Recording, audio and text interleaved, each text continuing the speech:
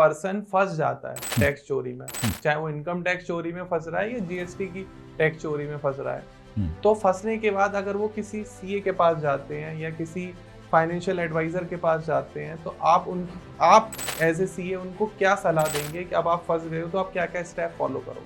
जी देखो, क्या फंसने की डेफिनेशन देखना पड़ता है क्या है बेसिकली। पेनल्टी लग जाती है बेसिकली, हम सीधी बात करते हैं। सीधी पेनल्टी क्या है, या जेल जाने की कंडीशन बन गई है। जेल वाली कंडीशन बहुत सीवियर केसेस में आती है, सरकार भी समझती है। और लॉ में अंदर प्रावधान है क्या ध्रुव जी, अलग अलग सेक्शंस हैं, कुछ लाइट सेक्शंस है, कुछ हैवी है। जैसे 142(1) के अंदर आपसे इंफॉर्मेशन मांगेंगे, गैदर करेंगे बेसिकली।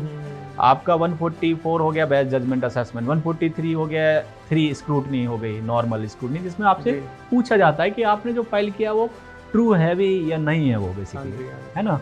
उसके बाद आता है अगर उनको लगता है कि और ज़्यादा थोड़ी व्यापारी के साथ में दिक्कत है तो वो सीवियर केस में चली जाती है सेक्शन 148 के अंदर, जिसमें पिछले नॉर्मली 4 सालों का, फिर और भी ज़्यादा लगता है 50 लाख से ऊपर टैक्स इवेजन लगता है उनको, तो 10 साल तक वो देख सकती है आपकी किताबों को।